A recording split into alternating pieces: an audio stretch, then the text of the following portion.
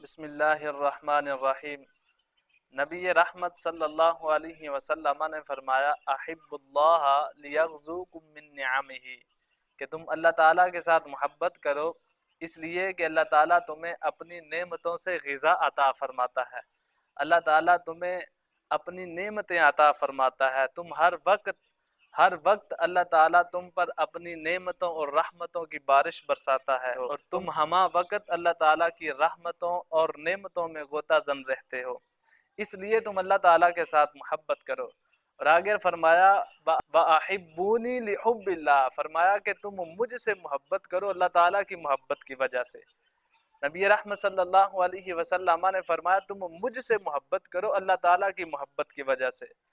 گویا کہ رسول اللہ صلی اللہ علیہ وسلم نے اللہ تعالیٰ کی محبت کا رستہ بتایا ہے، کہ رب تعالیٰ کی محبت کا رستہ رسول اللہ کی محبت ہے۔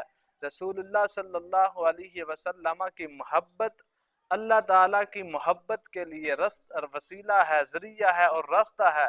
اللہ تعالیٰ کی محبت رسول اللہ صلی اللہ علیہ وسلم کی محبت کے بغیر حاصل نہیں ہو سکتی۔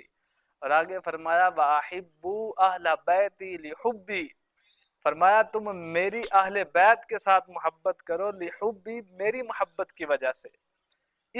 اب یہاں آقا علیہ الصلوۃ والسلام نے اپنی محبت کا رستہ بتایا کہ اگر تم رسول اللہ صلی اللہ علیہ وسلم کی اہل بیت کے ساتھ محبت کرو گے تو تمہیں رسول اللہ کی محبت حاصل ہو جائے گی، اور جب تمہیں رسول اللہ کی محبت حاصل ہو جائے گی تو تمہیں اللہ تعالیٰ کی محبت حاصل ہو جائے گی۔